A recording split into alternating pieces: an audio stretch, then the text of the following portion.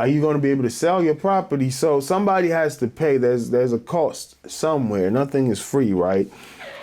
And that's what we'll let the legal people decide. But those are going to be some of the ramifications. Some people may not be able to afford houses, or the real estate commission may be restructured. Who knows? Or it all may just be kicked out because you sold the house, you sold it at an amount. And one thing I'm seeing is they're not settling.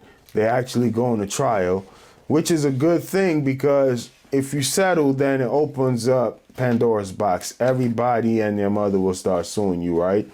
But if you fight it and you win it, then it shuts the door to that. If you lose it, possibly you may be going out of business. But if they make a ruling that's not so egregious or not so punitive, then you can kind of get maybe sometimes people go at $13 billion and settle for $1 billion, but these companies are only making hundreds of millions. So this lawsuit is out here to just destroy the industry, technically.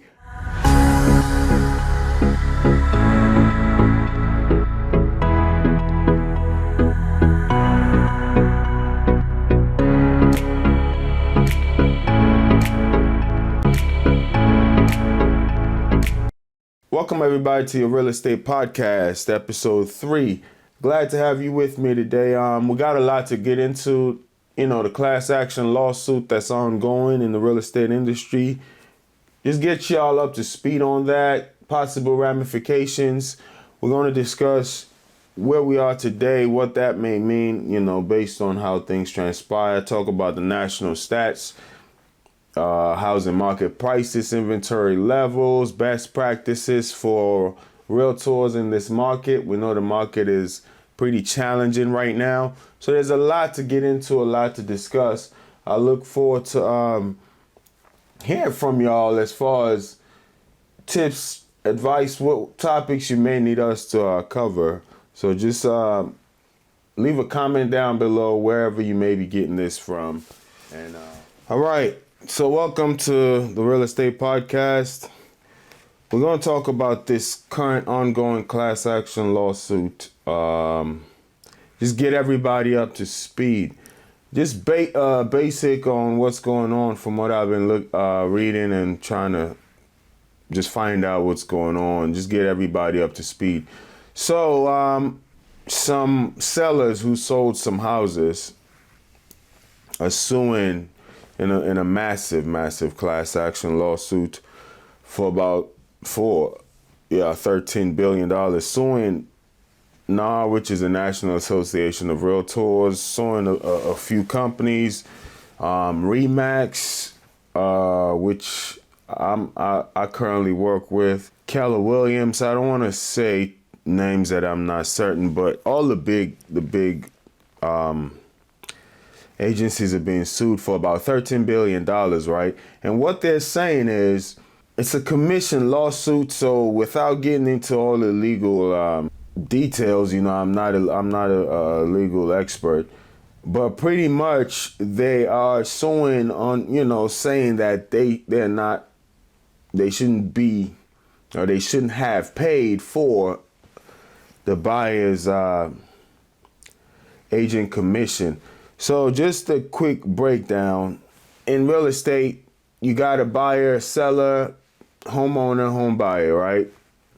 9 times out of 10, the seller pays a 6% commission. So if you look at Zillow, Redfin, Realtor.com, Truly, all these websites, and you want to sell your house as a homeowner, you'll see it's going to just give you a cost of selling, and some of that cost is going to say commission fees, right? And it'll be 6%. So that 6% normally goes to your agent as the seller of the house. And in essence, you are paying the buyer's agent to get your house sold as well, because that 6% commission is sometimes 9 times out of 10 split between the seller and the buyer. So what these sellers here are now saying is, I'm selling my house. I don't feel as though I need to pay for the buyer's agent, which kind of makes sense.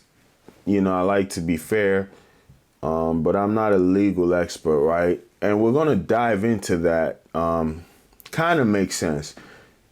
Some of the things to think about, though, is you're not being blindsided, right? These things are brought forth as far as this is my commission rate, my asking rate, 6% of the price of your property. And when you pay me the commission, in the closing of it, everything is broken down, all the details. So you sign all these documents, you get your house sold, and then now they're suing, saying they shouldn't have paid that other 3%. How it totaled to $13 billion. It's an antitrust thing. It's very huge. So we're gonna dive into that, but stay away from all the the legalities. We wanna stay in our lane, in essence, right? And let the legal experts deal with that. But that's just a big summary of what's going on with that lawsuit right now. And I was looking up some things here. This is from Reuters, and it says, NAR spokesman said this practice saves sellers time and money by having so many buyer brokers participating in their local marketplace, thus creates. So that's kind of like their PR statement. Remax's spokesman said company did not comment on pending litigations. Long and Foster declined to comment.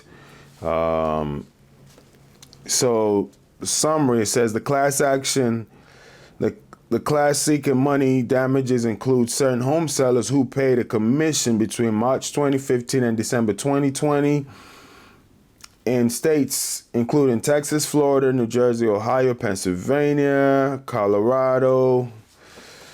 Court filing shows, right? Case is Morrell versus the National Association of Realtors. And it's currently at the U.S. District Court for the Northern District of Illinois. And it gives the case number and everything else. So currently in the Northern District of Illinois, let's see what this says. U.S. District Judge Andrea Wood's decision grants class action status to past home sellers seeking more than $13 billion in damages and creates a separate class of current and future sellers who want a court injunction that bars subsequent violations of U.S. antitrust laws.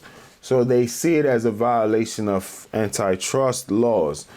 Why do they say that? I'll say this much. You got some agents that kind of give the business a bad reputation, right? A couple episodes ago, I talked about this one gentleman I was talking to trying to get, list his property, and he was just kind of frustrated with some of the agents he had dealt with and how, they just all after the check and no service, no integrity in essence. And that is true in not only this industry, but a lot of them, right? As we know, for the love of money, is the root of all evil, right? So, I was watching this documentary in a while ago, even before I got in the real estate industry, as far as being a realtor. I kind of have been in the real estate sphere for a long time now, dealing with a bunch of property managers going to their job sites. In essence, I worked with supplier that supplied a lot of building supplies, right? So it's mostly going to job sites, trying to see who has what. So if you go there and you see, for instance, a brand scarf, you want to try to get that appliance business from that investor. If you walk in their job site and you see locally here we got 48 lumber or something, you probably want to get that business. Hey, why are you getting your lumber from there? You see Pella windows. My supplier didn't supply Pella windows at the time. We did, like, I think Anderson or something. So why are you getting your windows from Pella? How can we beat that? So in essence, that's what I was doing. Or you see, like, in paint, you see, what are the paint companies around here locally? But you get the idea. Wow, I'm shocked these companies can't come to mind. I remember seeing their buckets all the time in some of these job sites. Sherwin-Williams, you see all these other paint companies. Now you want to get their paint business. So in essence, I was working with these technically developers, but they're not like massive developers. They mostly build single family homes, fix and flippers, right? But they do it at a pretty efficient level, 10 houses, 10 projects at a time. So I've done that for a little while, dealing with these contractors. And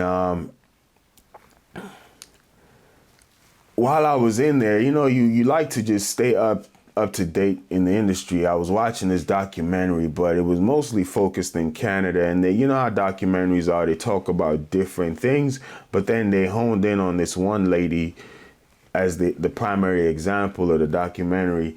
And her thing was, she was trying to sell her home for sale by owner, and they kind of investigated, they had hidden cameras in her property and neighboring properties that were less or even better than hers, things like that. And they showed realtors that were staring. It just says, as it says, you're staring. You're kind of, there's a specific definition, when you take your real estate exam, but staring is literally, as it says, you're staring your client into a specific direction for whatever reason that may be.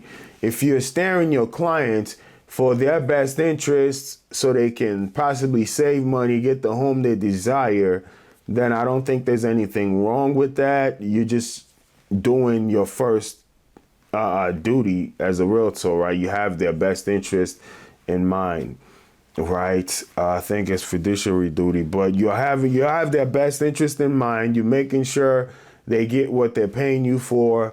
You're helping them to as much as you possibly can, because when it comes to legal aspects, as a realtor, we're advised to stay away from that. You may give not only legal, but also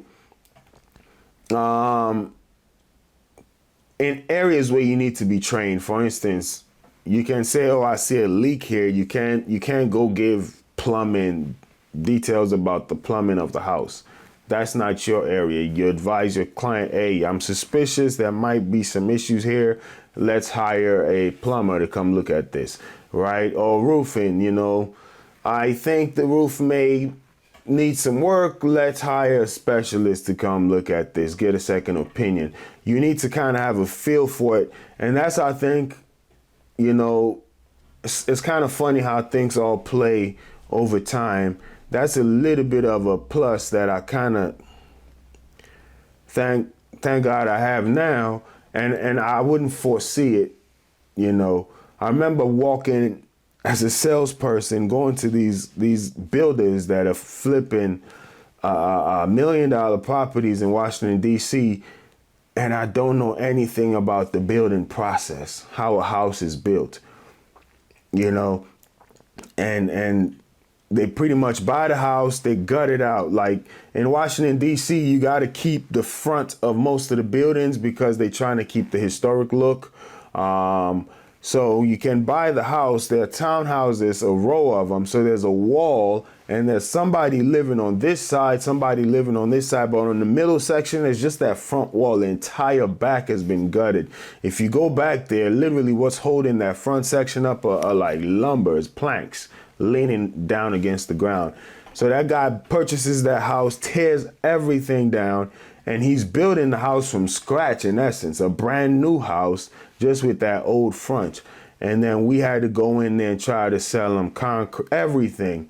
Was there anything we couldn't supply? I really doubt it. Drywall, windows, doors, doorknobs, everything. We were just trying to. But some of these contractors would say, I don't want to give all my business to one company, you know. I want to be able to shop around for deals. Understandable. So imagine you're going to people that are building 10, 20 houses. You're going to sell them product. They're going to ask you questions as though you're a professional, you know. And you go there, you can't answer these questions. So I shadowed one of my mentors, and she was a very nice lady. She's been doing it for a while. And she sent me this. She was the one that kind of sent me these documentaries to watch. She sent me a documentary about, she likes it. It's a very old documentary, talks about the building process, what goes down first. She actually sent me the videos on my phone so I can know step by step how a house is built. Because when you encounter these contractors, sometimes they expect you to know. If you came to my job site, does the plumbing go down before you lay the foundation? Or do you lay the foundation first? Or after you put the plumbing, you lay the foundation, what's next? Is it wiring? Is it drywall? Are you building the frame? The reason why they expect you to know that, sometimes they're expecting you to kind of be looking for those products, because as suppliers, we didn't supply everything. Obviously, we're like an intermediary. Some things we created, but most of it is like you're outsourcing to vendors. So they need you to be talking to these vendors already to kind of line them up so their job doesn't get stalled. Because these house flippers are like on time. They take a loan, sometimes hard money loans from those that are just starting out. And the longer they take completing these house projects, the more interest rate they pay, you know. So I actually ran into one of those guys. Was it 2 weeks ago? He was so happy to see me, gave me a big old hug. He said, man, the market has slowed down. We completed 3 houses, and we did open houses, and we didn't have any showings, you know. He said neighbors came through because they were curious, but actual buyers that were interested in buying these houses didn't show. This was actually like 2 weeks ago. I ran into one of those, not the top guy, but one of the main guys I was dealing with. His cousin owns the company, and it's a very family type thing. So his cousin got him to oversee all the project managers and the contractors, because unfortunately contractors normally are not, you know, not everybody, but some of them weren't so genuine. You know, they'll steal like faucets. Some of those faucets cost $200-$300, you know, and you buy 10 of them for all these houses you're building. You store it in one of the properties that is almost semi-finished, and then a few of them walk out the door. Or they will just drag their feet in how fast they work, because they normally get paid by the day or by the job, or don't know how they get paid, their pay structure. But in essence, dragging the work out, stealing property. So he was the guy that was accounting for all of that. And I dealt with him more so than the top guy that owned the company. The guy that owned the company, actually only met him once in the years I dealt with the company. And I was in the sit down where he was talking to my superiors, but I had to be there because I was the point of contact with the other gentleman I'm talking about. He was the point of contact with our company, so we both had to sit there. You know, you kind of know, the two of us know each other more. We know what's going on. My superiors, they don't know the intricate details about that account, and vice versa. He doesn't know all the intricate details about the transaction with us. So I only met him one time. But the other guy that was the lower level guy that did all the project, oversaw all the projects, I dealt with him all the time. And I saw him a few days ago, and he was just telling me, hey, this is what's going on in the market over there. I say all that to say, that knowledge there of knowing just how to build a house, like literally just going, when you go to a project, it's completely just dirt, right? And some trailers, some caterpillars, some concrete pallets. And then you're actually selling this guy everything from that process. Then you see the pipes go down and the framing, then, you know, the drywall, insulation, all of that. Then, you know, electrical wires get ran. You see the whole process. Well, the frame and electrical wires, then they put the drywall. You see the whole house form, you know. It just kind of helps now as a realtor when I walk into a house and I can say, hey, there's something here. But I can't say I know what's wrong, because then there can be a legal issue, right? So I said all that to say that in essence. So it kind of helps, and I never knew the path, how things led. For instance, I was, you know, dealing with a buyer last week and buying a brand new home. Come to find out, the agent for that developer, massive developer, probably one of the biggest single family developers in Maryland. I see their signs all over. Like, they buy acres upon acres of land and just build brand new homes. Excuse me. So dealing with the buyer who went over there, when I was just interacting with the rep for that company, turned out he was a real estate agent for like 10 years, and now he's working for him. He's actually a broker, a licensed broker right now. So you never know what one path may lead you into another. You know, all things are kind of woven together. So just looking back, being a real estate agent and going into a house, you can see things that may be wrong with a house, and you can kind of give an opinion, but when it comes down to a fact, a stated fact, you need to refer it to a professional. Anyway, I say all that to say, this ongoing lawsuit, that particular job led me to my mentor that sent me these documentaries, and as I was watching them, I saw realtors, right, in Canada, and the news channel went to this one lady. She was selling a house for sale by owner. So she's selling a house for sale by owner, and they were trying to catch his realtors in the act of staring. So we talked about antitrust.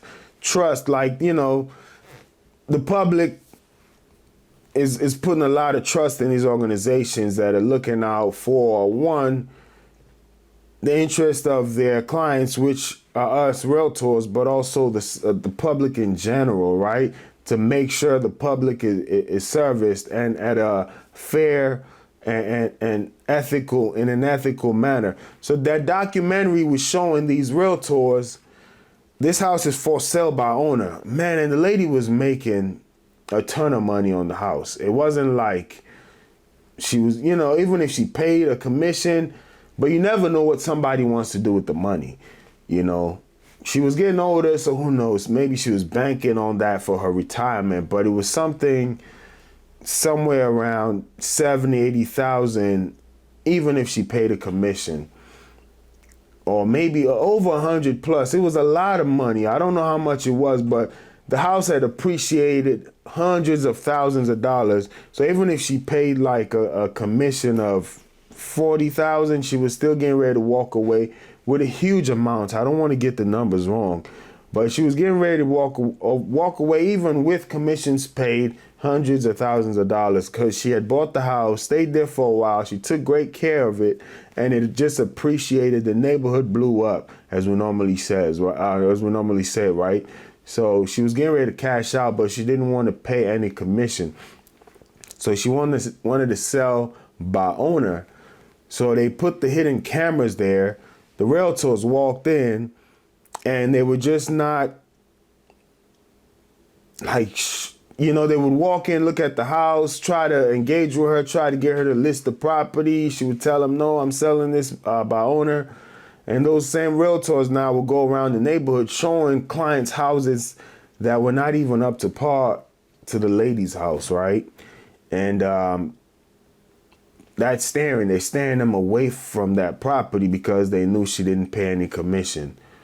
She paid no commission, so there's no essence in showing them that house. They don't get any money. So, is that fair to the lady trying to sell her property? Maybe not. Is that fair to the buyer? Definitely not. That's not the best interest of your buyer. As a realtor, you didn't show your buyer maybe the best property on the block because you were looking out for that commission. But is it fair now to the realtor to do all of that work and get no money? Definitely not, right? So, what agents do is if you list, let's say that lady didn't list her house, the other houses were listed by a realtor. These other buyers agent now took their clients to these houses where this is in Canada, I remember, so it has nothing to do with the lawsuit ongoing. I just kind of want to get you an understanding. So these realtors now took their clients to the houses in the neighborhood that were being sold by a realtor. And I give you my example with the client I'm dealing with that's buying this new property. These builders don't pay the same amount of commission. And I'll just say, without getting into details, the difference in that commission check is going to be about $5,000. Initially, I wanted my buyer to pay the rest of it, but they were squeezing so much for money, they wanted to upgrade. There was so much going on. I just fell back and said it's better for them to be happy in what they purchase. The builder is going to give me some commission anyway. I'm not out here for the money. You do it for the money, but taking care of the person, to me, and another thing is I've known this person for over 10 years. So it's like that relationship is worth more than that $5,000, right? And plus, just in that transaction, they told me, hey, we got 2 family members that are looking to buy houses. Once they see we got ours, we're going to refer them to you. So it's just like, you never know when you just do things genuinely, you never know. You can go scrape 5,000 out of that and block yourself from repeat. This is like a new couple moving in. Let's say they get children, they want to relocate. You're going to be their agent moving forward. So I don't believe in squeezing every dime out of a transaction and leaving people with a bad taste in their mouth where they're not going to want to deal with you anymore. So don't be penny wise, pound foolish, trying to squeeze a penny and you lose a pound. So the relationships, to me personally, and I thank God for my position where that commission check is not, if I don't get that, I wouldn't eat, right? So if that's how I was right now, who knows where I would be and my thought process, because I don't want to make myself seem better than other agents. But I thank God I'm not in that position to where I'm like, I need that money to just, by any means necessary. I think the relationships are better. Anyway, I say all that to say, did a transaction with a buyer and I'm losing $5,000 in commission because the seller is not paying as much as I would have gotten if I went to a realtor, just a regular realtor and a seller.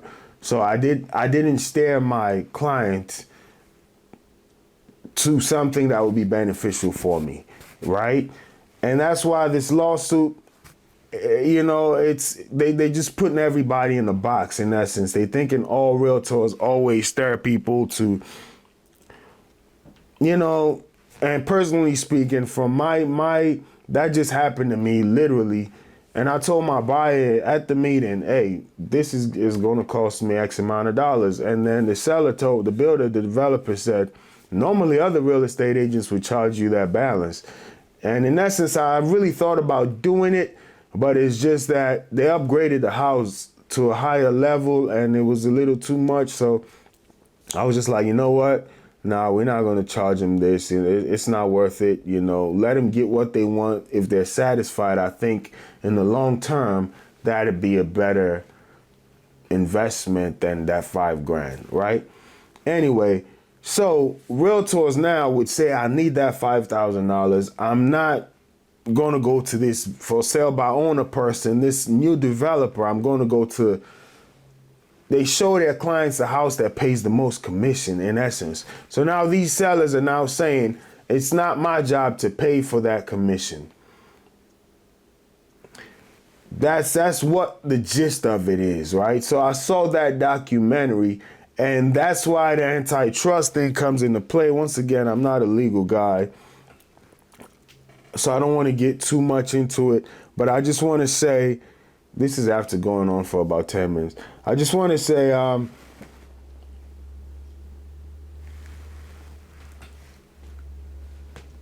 there's this concern for the public that they may not be able to, it may not be fair. If you got people that are not genuine, I see the danger there to where they're only staring their clients. They might stare their clients to the house that gives the most commission and not necessarily, one, not in the best interest of the buyer.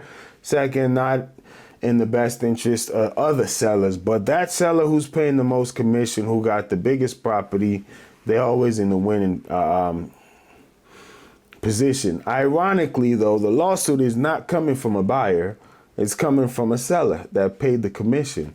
So after they paid the commission, I don't want to say buyer's remorse. They got seller's remorse. Like, man, I paid them $30,000 and they paid another agent 15 of that 30. Why did I pay that agent 15 of that 30? But here, let me give you another perspective. The perspective is, you got seller's agents and you got buyer's agents, right? So people just master. Some people are good at everything, but jack of all trade, master of none, right? So it's better to master. You need your lane in any industry. Sometimes it's as you get good in that lane, then you can kind of branch off and learn a little bit more. But it's good to have a lane and then go from there. So some people are good with sellers. They're good at getting listings. They know how to close deals. Others are good with buyers. They know how to find buyers. So now you find a buyer. This seller is going to make sure your house sells quickly. So if you got to move, that's the plus in paying the commission. If you got to move in a timely manner, the seller is going to be able to get that done. If you want to get the most for your house, so let's say you're asking $400,000. This seller know all these buyers agent. He starts a bidding war for your house. Instead of selling it for $400,000, you end up selling it for $450,000. You can still pay whatever commission you had to pay and then get some more money. So if you get the right seller that can partner with the right buyers agents, it doesn't matter because they can start bidding wars to where you'll pay commission but still net the most. So these are the things, right? On the other side for the buyer, I'll just look at it like this. Or let me try to break it down like this. Just based on the example I gave you with a client I dealt with, and most people renting or buying, only a few have just the resources stacked up. They're ready to go. Most people have most of the resources, but buying a house takes a lot, and then moving into it, and then 9 times out of 10, you're starting a family, you need some resources. So you may have the money, but you need some resources. So the buyer, that's why buyers normally look for seller's concession. Can the seller do the closing costs? That's why the government got the FHA program, all of these. It's not the easiest thing to do. So it's almost like if the buyers now have to pay that 3% commission to an agent, the amount of houses sold will be will drop, right? And it just it really depends on how you look at it, but yeah, I just think the more expensive you make something, does it become more affordable to a lot of people, you know? And owning a home it is big, so a lot of people may not be able to buy houses, at least not the house of their dream. Maybe they need to drop down, but when you drop down in the amount you're going to pay on a house, then you talk about moving into a high crime neighborhood, a neighborhood that may not be so favorable for your children, all of these things. So then it kind of goes to a redlining almost again, right? Where they kind of keep you out of certain neighborhoods economically, not through blatant discrimination or anything, but just economically. They buy you out, right? So that those are the other areas that this lawsuit may open, buyers to where they may not be able to get the house they desire, may not be able to move their children into the school districts they desire because now they got to pay a commission. So there's so much that can possibly go on with this lawsuit. But in summarizing, what it's about is sellers are saying we paid a commission not only for my agent but also for the buyer's agent, and that's not fair. That's what they're saying. The agents are saying, hey, we didn't lie to you. We told you the commission and how it gets broken down. That helps us get your house sold faster. Where we are now, let's see. So this judge just granted the law, this lawsuit to kind of move on. It says designation as a class means plaintiffs can pursue large-scale claims against the National Association of Realtors, RE/MAX LLC, Long and Foster, Keller Williams, just all these other ones, right? Georgia's order was not ruling on a merit of the allegation, which can still be contested at a later stage. The defendants have denied their conspiracy allegations. So the conspiracy allegations is why I gave you that story about how realtors kind of didn't show that lady a house, like staring. That's conspiracy. So if these things are proven, that may be a problem. But if it's not proven, and honestly speaking, it just boils down to who knows how it's going to turn out, right? But on an agent level, just personal integrity, and those are some things that can actually get your license suspended. Do you have ethics? Do you have morals? You know what I mean? Are you all about the money? Because if you're all about the money, now you're staring people to where you get the biggest commission check. You don't care if the house is ran down. You don't care about anything. You don't, if it's in a bad neighborhood, whatever. Just, you don't care if it's too far from the homeowner. The buyer. You don't care. You just want that check. So whatever pays the most commission, let me take them there. So there's no ethics, right? But if you're doing it ethically, then I think it helps the transactions move. It helps the seller sell their house. Let's say you got an emergency, you got to get rid of a house, financial emergency, and in the market, especially like this one today, you put it for sale by owner or with a 3% commission. It's not going to attract as much buyers. So is there a conspiracy? No, because those agents that are bringing these buyers got to get paid. Do you want them to just work for free? Is that what we're saying? So no, if they got to get paid and these buyers cannot afford the commission form, as a seller, it's almost like the seller's paying closing costs, some of the closing costs. If you're going to get enough offers to where you make more than your asking price, as a seller, you just say, okay, I made more than I wanted anyway. Who cares if I pay this extra whatever to an agent? They gave me my asking price and then some. So it depends. But if you just, I need all my money, that should have been my money, then that's where the issues are. So what does that mean? Well, let's just take a look at a few things here. This is another website I looked at, a federal judge in Illinois. Same thing it's stating. It says plaintiff in the Morrill case filed in 2019 alleged that commission sharing inflates the cost for sellers. They allege that it inflates the cost for sellers. We already went into that. It costs the sellers more by maybe 3%. Possibly, yes. I don't even think, in violation of the Sherman Act ruling against the National Association of Realtors and various franchises, then it gave the name of them. This may be true, but if that seller now, that seller's agent gives you more money than you were looking for, it's not like the cost is going to go higher, you know. Anyway, let the legal people deal with that. It all depends on how it comes down to. Plus, these things are not hidden.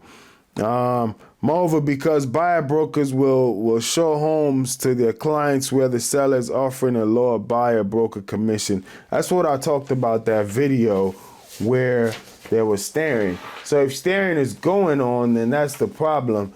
On my personal example, like I gave, I think giving the client what they are looking for is the most ethical way to do it.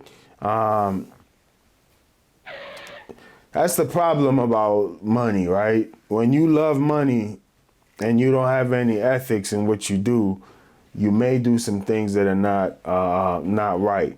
But if you genuinely care about the outcome, and in the long run, you end up making more money anyway. If people, that's the best kind of advertisement is word of mouth. When somebody says, go to that doctor, go to that nurse, go to that realtor, they took care of me. I think that is where it should be. And I think with the example I gave, helping a client get the house of their dreams, even though it cost me $5,000 in commission, over the span of time, depending on how long that may be, it's going to give me way more than $5,000, you know. So, but some people see it as in here and now. So there are a few things there. And a lot of these companies are being sued for $13 billion with a B, right?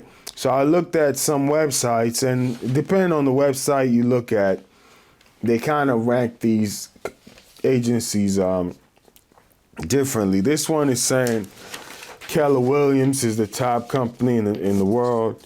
Second to the company I work for, Remax. Then here it says 3 is Caldwell Banker, then Century 21.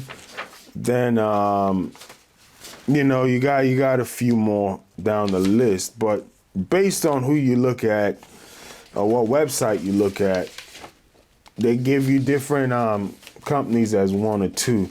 I saw like Keller Williams's peak revenue in 2022, however, was like 180 million. Remax's total revenue was at 355 million for 2022, something along those lines. So we're talking about hundreds of millions of dollars, but they're being sued for 13 billion. So this lawsuit right here can result in some of the major players in the industry going out of business if they lose the lawsuit. To their defense, one thing is you're not being blindsided. These things are broken down, and the reason why the seller's agent is charging you that is to get the desired result, getting your house sold and sold at a fast pace.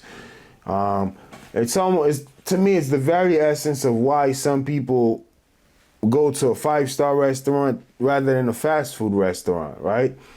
A 5-star restaurant, you're going to get the desired result of eating possibly healthy or something you act tasty, something you like, slow cooked meal, something that reminds you of home cooked, as opposed to something fast, unhealthy, So you're getting the desired results, you're paying more for it, right? Why people wear designer suits or wear name brand watches rather than the one that the cheap watches, right? There's a cost benefit analysis to these things. You pay the cost and you get the service desired. Can those results be the same if the seller didn't pay that commission? I really doubt it, right? It will then transfer that cost. Somebody has to pay. It would transfer the cost to the buyer. And are you saying if the buyer cannot afford that commission, they shouldn't buy a house? If that's what you're saying, or if it's not your concern as to whether they buy a house or not, then that's up to you. That's fine, but are you going to be able to sell your property? So somebody has to pay. There's a cost somewhere. Nothing is free, right? And that's what we'll let the legal people decide. But those are going to be some of the ramifications. Some people may not be able to afford houses, or the real estate commission may be restructured. Who knows? Or it all may just be kicked out because you sold the house, you sold it at an amount. And one thing I'm seeing is they're not settling; they're actually going to trial, which is a good thing, because if you settle, then it opens up Pandora's box. Everybody and their mother will start suing you, right? But if you fight it and you win it, then it shuts the door to that. If you lose it, possibly you may be going out of business. But if they make a ruling that's not so egregious or not so punitive, then you can kind of get maybe sometimes people go at $13 billion and settle for $1 billion, but these companies are only making hundreds of millions. So this lawsuit is out here to just destroy the industry technically. But all these people got lawyers, so high paid lawyers, that's what their job is for. They're just the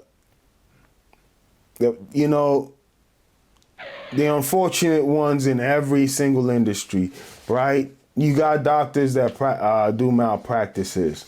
You got crooked cops in every single industry. You got people that break the rules.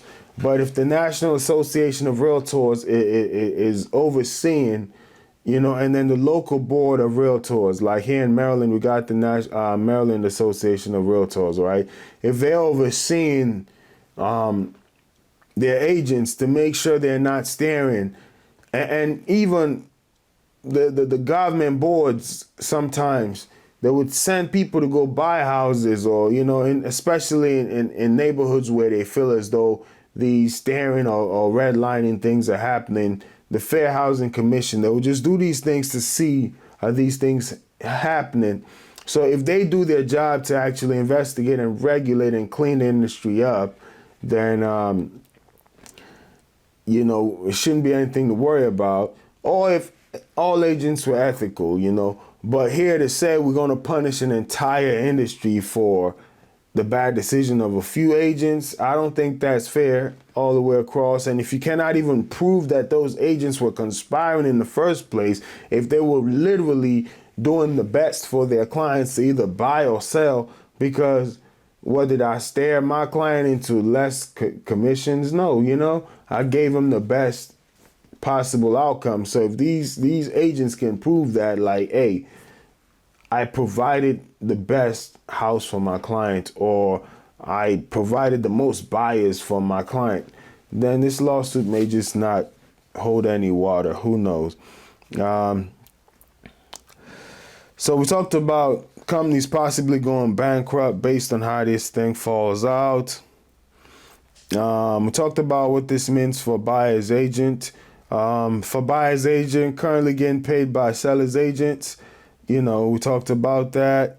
This could restructure the commission framework.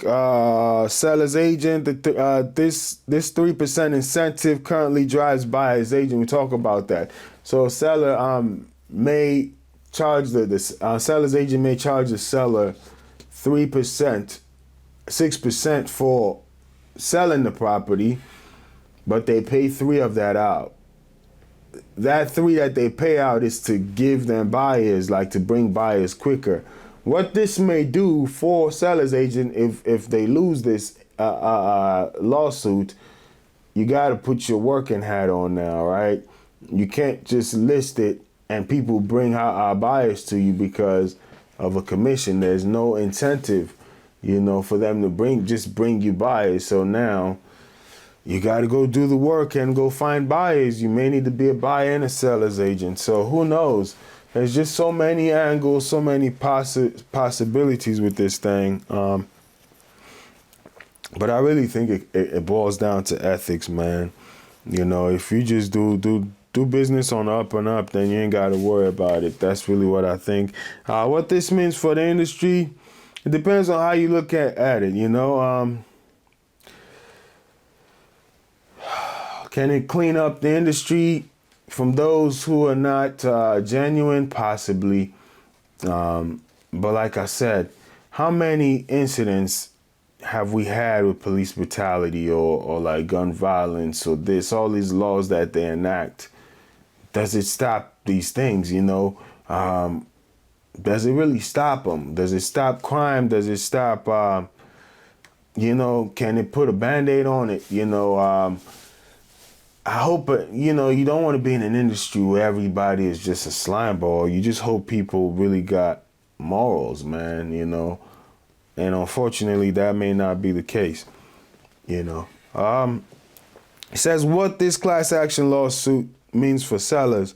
So sellers right now, financially, okay, for instance, if you have a house going for $400,000 and you're selling it, they charge you a 6% commission. That's $24,000. So if this class action lawsuit gets to pass, that 6% now goes to 3%, possibly. Who knows how it'll be restructured.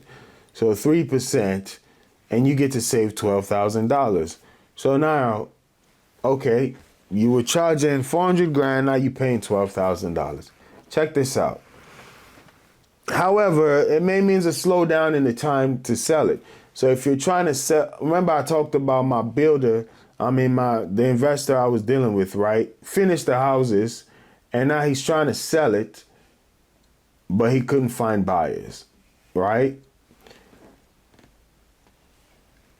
As an investor, right, the longer he holds on to that property, he continues to pay one interest and all of these things. You may lose by the time you sell it if you hold on to it for a long time. So as a seller, the longer you hold on and you're constantly paying mortgage on a house, on a property that you wanted to sell, is it going to be, if your mortgage is $3,000, 3, 6, 9, 12, it takes 4 months to sell that property. You've lost that $12,000 anyway, right? If it takes 5 months, some of these houses are there, especially in this market right now. Some houses are flying because of inventory levels being what they are. Like, man, I showed my client so many houses. This client I have, and I wouldn't buy most of those houses, Just don't look good, you know what I mean? So it's just like, the inventory level is garbage right now. So it's like, anyway, so that's the cost. You get to save $12,000, but you lose it because your house is on the market for so much longer. But here's the deal: you pay that $12,000. That buyer now brings more buyers. That seller's agent brings more buyers, And rather than selling the house for 400 grand, you get to sell it for 420, 450,000. Is that 12,000 not worth that extra money you're gonna make, and in a good time? So, I really think that commission, paying that commission really helps you sell the property, and sometimes for more of an asking price than you were initially looking at. But I will say this, only if that agent is a go-getter, if they strive, they do the work for you, it really, so it boils down to those things. What this means for buyers, potentially you may have to not only save for your closing costs, but now the agent's commission. Most agents don't have to worry about that because they normally get it from the seller's part. And, they're able to get these buyers, pre-qualify them, go on all these showings. Here's the deal.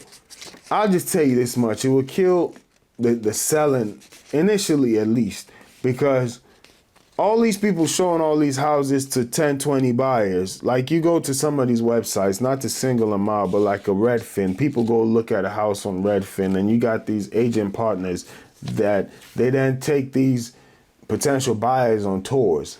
You go on all these tours and these buyers don't even buy. Or they go with another agent. They go by, so it's like, as an agent, before you even go out now with that buyer, you're going to make sure they at least sign on the dotted line that they're going to pay you before you even take up that contract. You're not going to be a tour guide, so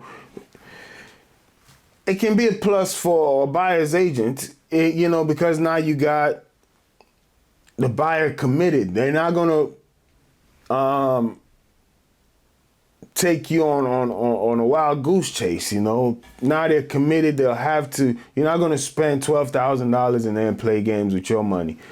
But what buyer is even going to do that, right? So it's just like, it's going to crush a lot of people. And my biggest thing is, if it was told to you, you weren't blindsided, it helped you. You ended up getting the desired outcome. What is this lawsuit about? But that's where we're going to leave it up to. We're just keeping an eye on it. So let's see potential outcomes. As they said, right, don't comment on ongoing litigations. It's really not a comment. It's just bringing people up to speed. So it's like, man, I don't know. It's really tricky on how it goes. I don't know the intricacies of that particular case. So that's why I never really touched on it. I just know the possibilities there. And, it's interesting. We'll keep an eye on that. All right. So now let's shift gears where we are right now. So the housing market right now,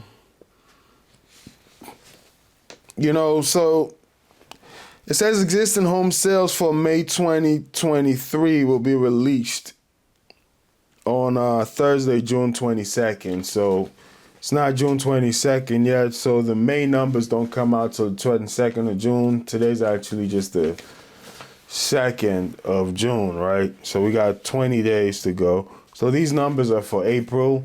April 2023. It says existing home sales decreased 3.4% in April 2023. With all four major U.S. Regions registered month-over-month and year-over-year sales decline.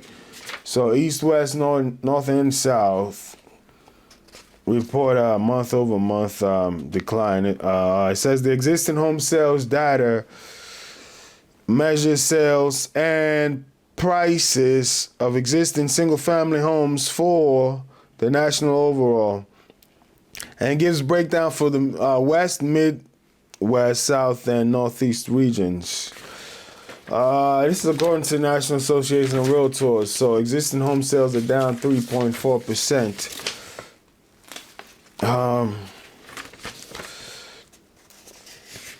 Let's take a look at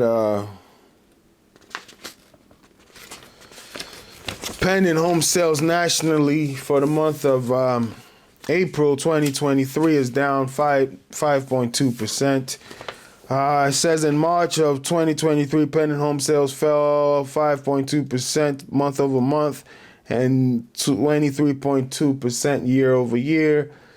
The South saw month over month increase, but sales in the other three regions declined.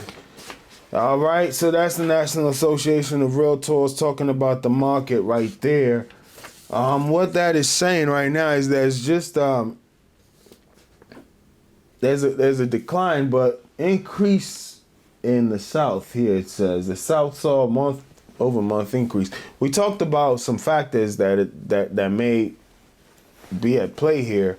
For instance, the great migration. People are moving down south. You know, funny. I give a story in 2006. I went down to Atlanta, I think for the first time actually, and I went down there and to go see one of my friends, and what he was paying for a single family house with a yard and everything was $200 less than what I was paying for a 2-bedroom apartment up on this side. You know, so I was like, man, I can see why people move down south. If I can only get an apartment and that is less than your mortgage, I don't know if it's the same now, but south in general, yes, you can get a bigger house, bigger bang for your buck. So that may be a factor in why this is happening. And as we've known, this Taylor 2 market thing is kind of still the trend, to where based on the location of your house, based on the curb appeal, you may get more for your house than you asked, you know. While other houses may not be selling. So the market, just based on inventory levels, even though inflation is high, interest rates are high, this also affects builders, right? And the supply chain thing, you know, I heard it's better now than pre-pandemic, or during it's back now to pre-pandemic flow, but the supply chain issues can slow down the building process. And people got to move. They don't have time for you to finish building this house. So it's like just so many factors there. Really so many factors there that are keeping the market from crashing. Because on a personal level, I still see like my property value going up throughout all this market crash, you know. So I look at it periodically, or you get these emails from like a Zillow or Credit Karma, things like that. It'll say, oh, your house is appraised. The reason why you want to refinance, I got a 2 point something interest rate. No way I'm refinancing, right? But unless it's a cash out refinance, that's something we can talk about later, just on real estate investing. But anyway, so I just see these things like, okay, the value is still going up. So the market is crashing, obviously. For realtor selling, I know this firsthand, right? Talk to so many people, and it's really not moving, which is it may be money down the road. They may move down the road, but right at this moment, you know, you got to really meet a motivated buyer or seller, right? It's not the days of convincing people to make a move. Right now, the money is going to do the convincing for them. If it makes sense, they'll make the move financially. If it doesn't make financial sense, you can't convince people to make that move. Just where we are right now in the market. So let's look at the state of Maryland. April 2023 numbers, right? And once again, like I said, the numbers for May come out a little later. So in the state of Maryland, it says units sold, that's down tremendously. 2022, April, 8,240 houses were sold. In April 2023, 5,456. That's a 33.8% drop. The market is really, that is a huge change as far as April. Springtime is when things pick up. Between spring and summer, that's when a lot of transactions are happening. And just a quick tip for a buyer, you're going to get the house you want, but you're probably going to pay the most for it. You know, in the wintertime, things kind of slow down. You could get deals, but then you may not get the house you want because it may not be on the market. So in the springtime, things start to heat up a little bit. And so for April and the numbers to be this bad is not a good sign, right? Average price actually went up. This is what I'm talking about. You know, but maybe that law of supply and demand is at play here. With less supply, inventory levels being low, the price goes up. And that's just what it is, even with the high interest rates and with everything else that are indicators that the market should be tanking and homeowners should be losing equity on their house. That is not what I have seen. Even on a personal level, the housing prices are still going up. Maybe because the inventory levels kind of dictate that. And we're going to talk about housing shortage tracker. I printed out some stats there, you know, and we're going to look at that a little bit. So in Maryland,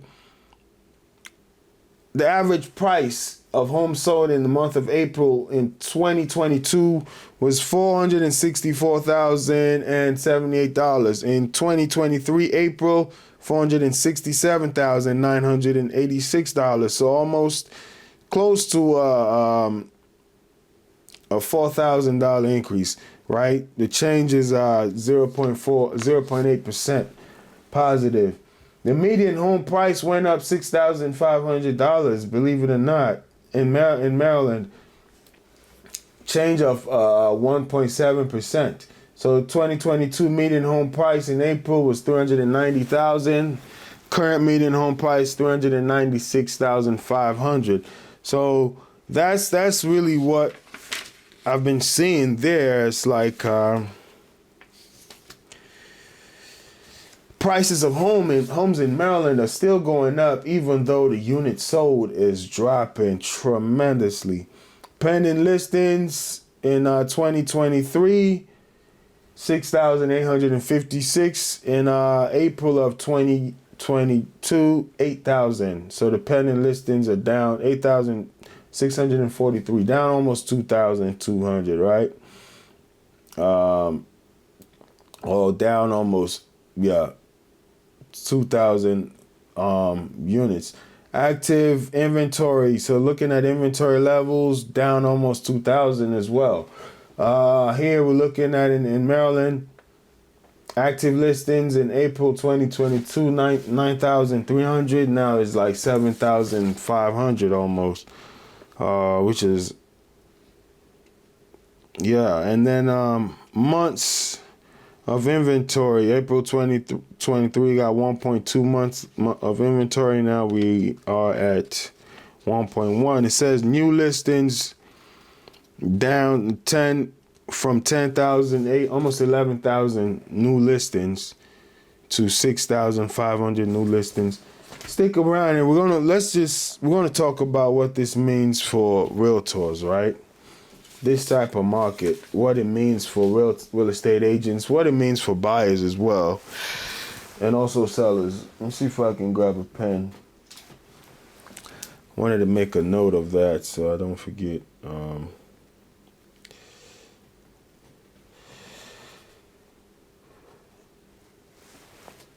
All right, so let's look at the housing shortage tracker. Once again, this is from National Association of Realtors. Those Maryland numbers came from the Maryland Association of Realtors. And this comes from the National Association of Realtors right here. Housing shortage tracker, it kind of explains what that means. And I printed it out because on the website you can kind of click on the market that you want to look at.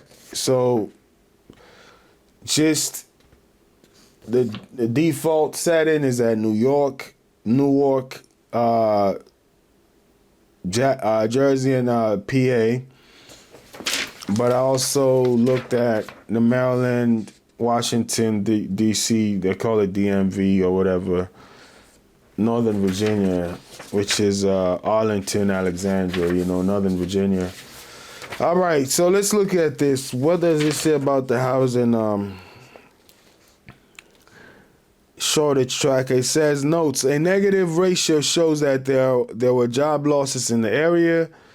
We compared one-year job creation ending in September 2022 with the number of permits issued in the same period. So they look at jobs and how many people are getting permits to build houses or, things like that. Data is provided for metropolitan areas which have at least 100,000 total non-farm employees. So not a rural area is what they look at. Source, U.S. Census Bureau, U.S. Bureau of Labor Statistics. So that's how they used to calculate these numbers. So permits, single-family units in New York, 13,000 permits. Permits, total units, 63,000 permits. This is in New York, the Newark, Jersey area. New jobs, 452,000 new jobs. It's saying the housing shortage tracker computes how many new permits were issued in every new job in 174 metropolitan areas. Based on the historical average, one permit is issued for every 2 new jobs. However, that is not the case for many metropolitan areas, so it's just a general take right there. And in this area in D.C., we're talking about permits, 12,000 for single-family units. Total units, 31,000. New jobs, 88,800. All right. So let's just see with all these numbers here, what does that mean for a realtor right now? Or just what to expect. Right now, the industry is going to be clean. It's clean and I got an article later about real estate agents quitting, right? From Business Insider. Talks about a bunch of agents have been quitting. So what this means is it's just making things leaner. I'll give you the Elon Musk example, right? They said he bought Tesla and he trimmed it down. Cut down employees, do more with less is the saying that these corporations have now, right? They slim it down, just cut the fat out, and then you get more lean muscle and you become more productive. That may be true in our industry as well right now. So you look at just a lot of these industries, man. A lot of businesses, the more they grow, they pick up all these extra costs that don't generate revenue, right? No knock on HR, but HR is like a service. For a company, you got an HR department. They're making sure in-house things are flowing well. But are they generating money for your company? Not necessarily. So how many HR staff members do you need? So you think about these type of areas. How many of those can you let go of? Right? Can one HR person handle more? Do you need 5 of them, right? Do you need an HR director and all the other people behind them? So you're trying to cut the fat to see who's generating money and who's not, and how we can be more efficient. Does your But if that HR person gets you the best hire to where now your company, yes, back to the Elon Musk example, he said one good engineer is better than, just paraphrasing, getting a ton of subpar engineers, right? When you think about SpaceX and then Tesla, so it went for the best talent. So if that HR person is going to hire you the best talent, they may well be worth it because the result of their job. So now as a CEO, you're looking at this thing like, man, how can I cut costs if I'm not making the revenue, right? So you're not making the money. How can you cut costs? What is going to be beneficial for you, in order for your business to survive? Because you keep pouring water into this bowl with a hole, you're going to run out of water, right? So you got to stop the leaks somewhere. And so you need to trim out whatever is a wasted expense. Office space, whatever it may be. All these extra parties, some of these companies then hire party planners. What purpose do you serve? How do you make the company grow? Or you're on the sales team, you're just a consultant. Are you actually selling anything? Has your consultation actually generated any revenue? These are just things people look at and say, I don't know, man. Maybe we can let go of this person. Anyway, so that's what this is going to do for this industry. A lot of people that are not able to survive now will quit. That's just what it is. And those just getting into the industry, or those that are able to survive the skills you learn now in a market that is so tough, I believe if the market ever settles down, will be necessary or will help you thrive when the market does settle down, right? Because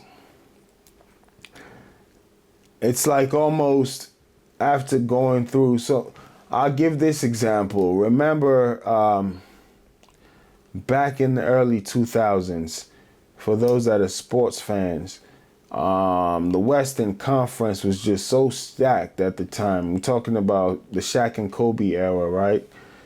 We're talking about the Lakers, the Sacramento Kings, the San Antonio Spurs, Phoenix Suns, Dallas Mavericks. We had so many powerhouses, the Timberwolves, so many powerhouses on the Western side. The Eastern Conference was really nobody. You had the Toronto Raptors, and then whoever came out of the West was going to win it. You knew that. So it's like after you went through all these hard teams in the West, once you made it to the championship, you just won it easily. And 9 times out of 10, you swept the team coming from the East, or they barely would win one game. So that is, in essence, what the market is going to do now.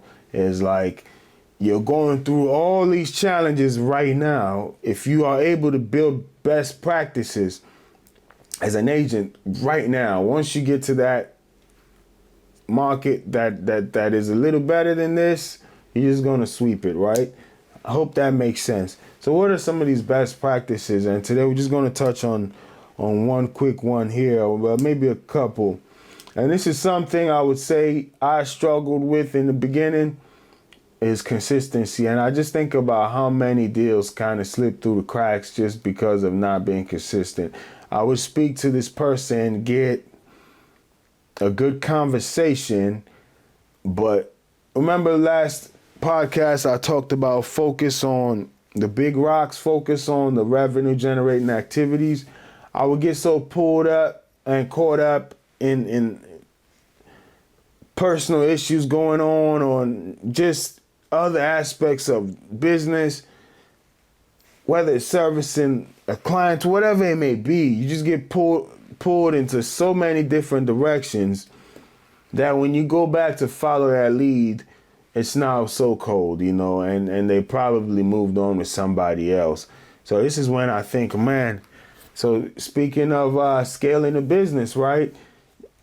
Would this be time to get a personal assistant? So if that personal assistant now allows me to focus on what I'm good at or what I want to be good at, which is actually revenue creating, lead generation and conversion, if I can just lock in on that and this person is taking away all these other tasks from me, will they be worth that money, right? This is however much they ask for compensation. So these are the things you think about. And I just said being consistent, I would get going with a client, but get pulled into so many different directions sometimes that lead falls through.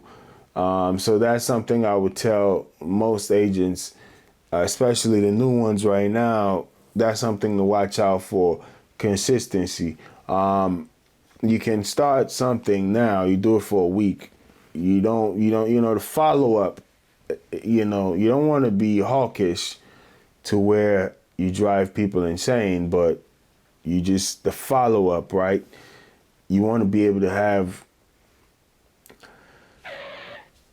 build into that sale, build into that deal, like slowly build into it, talk to that person, build a rapport, relationship, but if you let things go cold,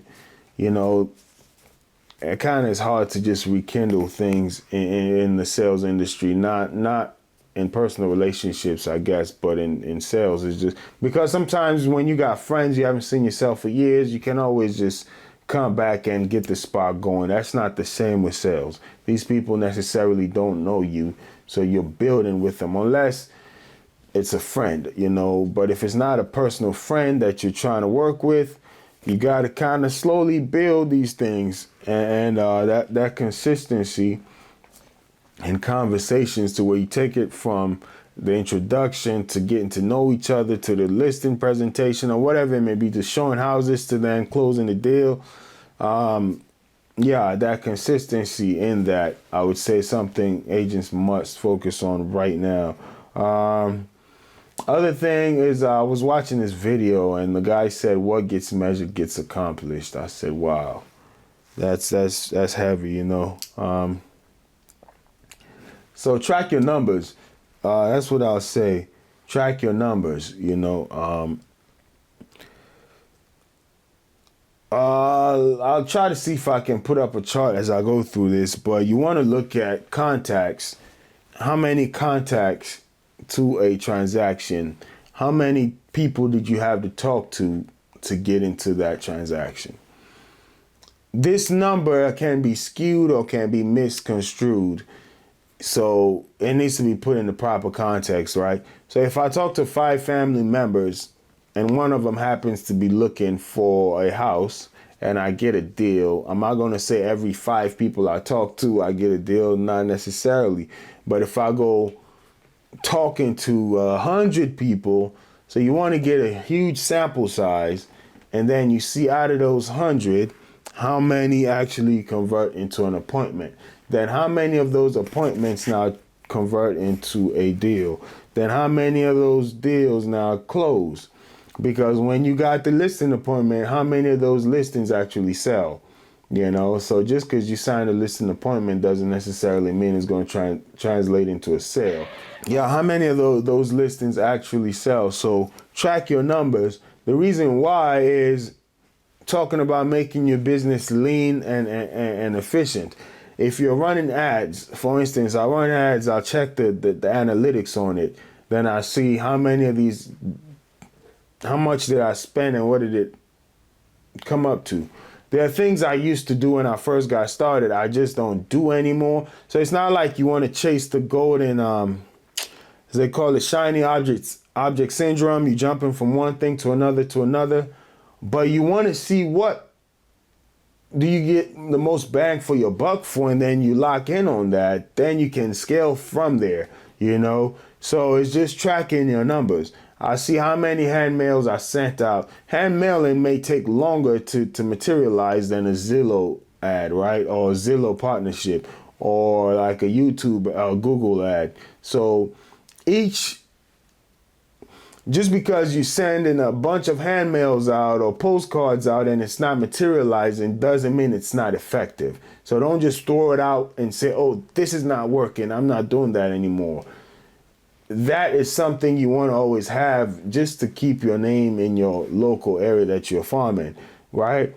However, there are some behaviors that it's a waste of time, so that's why you want to track your numbers. And also, when you got your numbers, you want to compare it to a high performer in your area and you see what they're doing and say, okay, you talk to 10 people, you get one lead. I talk to 50 people and I get one lead.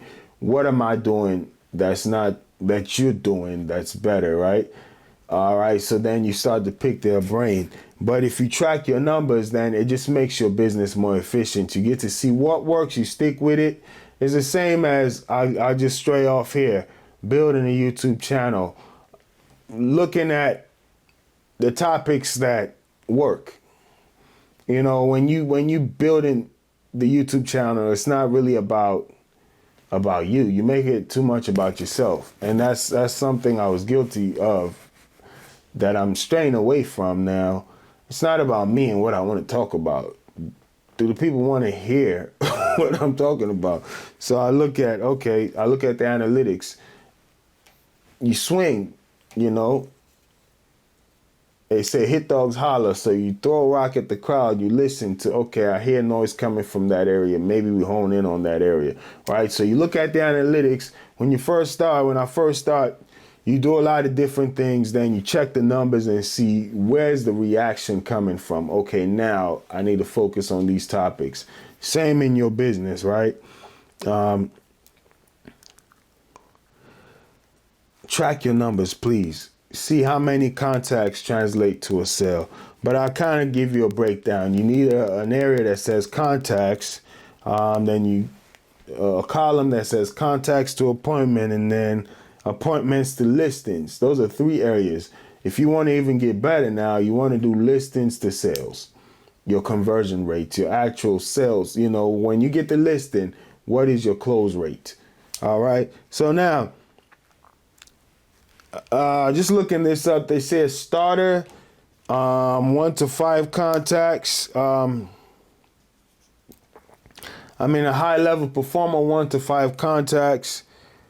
A starter normally, it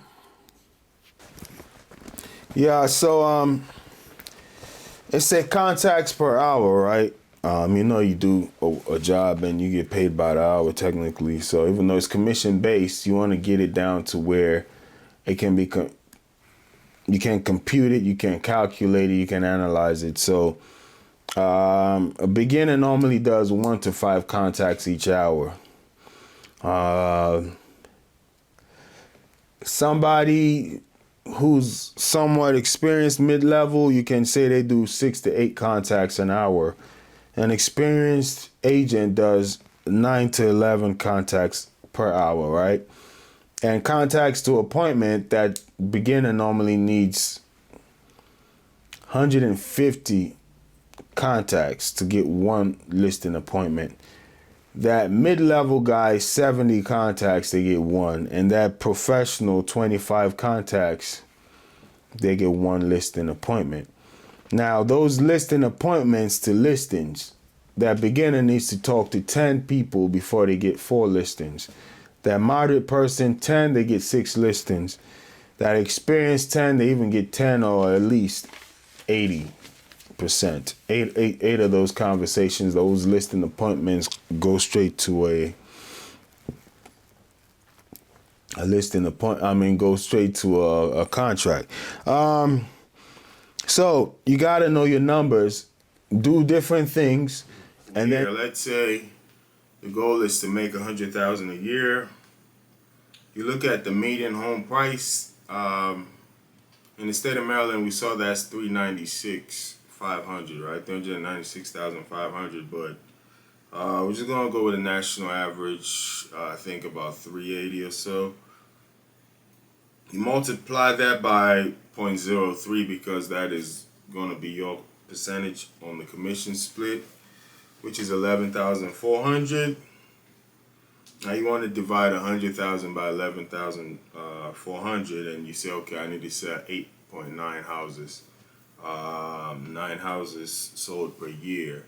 So then you set that goal, 9 houses sold per year. Then you look at the chart we talked about, contacts to transactions, and then see how many transactions you needed to do in order to be able to get 9 houses sold. All right. Um, there's a lot more we can talk about, but we'll just move on from there. Just key takeaways: consistency, set goals, and also stay with it. Right, staying with it is the key, especially right now because a lot of agents are quitting. So let's go to that topic: agents quitting. There's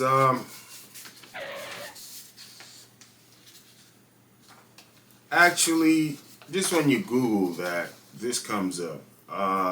Even in the best of times, only about 10 to 15% of people who start in real estate will still be in real estate 5 years later. So, what's that? 85% or 90% of agents quit in 5 years. If you're an agent who joined the industry in 2021, you'll question whether you'll still be your career. Probably not, right?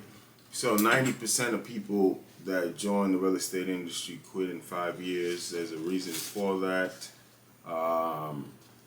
Just lead generation. This is a kill what you eat industry. So are you going to be driven to continue doing that?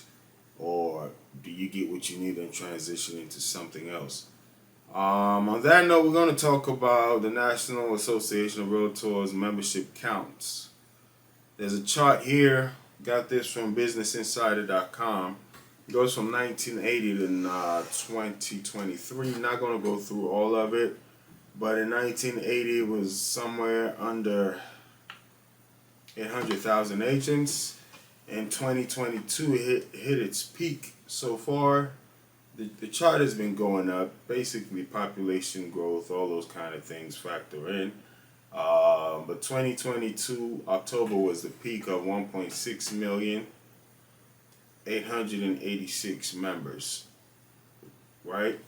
In March of 2023, we're down to 1.5, 269,000 members. When you subtract the two, 1.6 million 886 from 1.5 to 6915, 73,000 agents have quit in the last 5 months. As we see, the market is tough, so instead of people joining, they're dropping. What does that actually mean?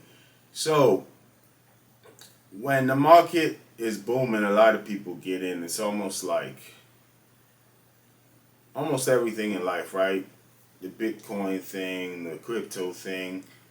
But normally the saying goes, by the time you hear about it from everybody, it's almost too late, right? Those who actually achieve things get into it before the public kind of jumps in. Because once things get oversaturated, the supply and demand thing says, it's not going to work. You want to get in early. So the thing is, a lot of people get in the market because it was booming. It just all really boils down to, one, is failure an option for you? Secondly, what is your ultimate goal? Is it something sustainable? I know a broker who has been doing it with his brother since the 70s, right? Still successful, both of them. His brother is the actual broker. He's an associate broker. Been in the industry since the 1970s.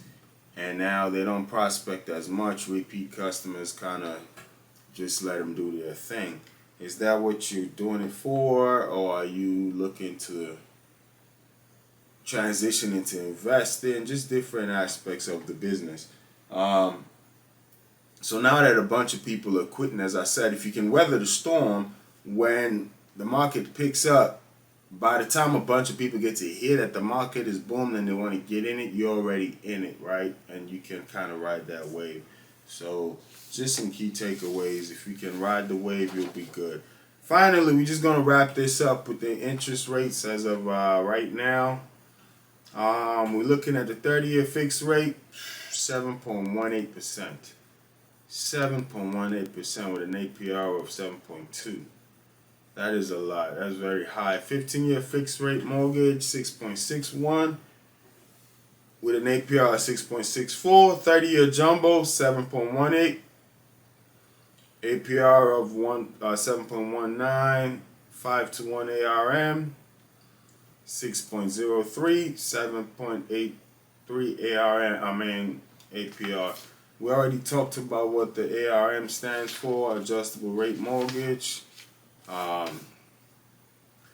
You can check out my previous videos about that. We already addressed that. We're not going to get too much into that today. Well, that's it for this today's episode. I hope you liked it. Hope it was helpful. Hope it broke down some things ongoing in real estate. Look forward to hearing back from you. If you got anything you would like to share with me, please do so. Leave a comment down below, wherever you're getting this from.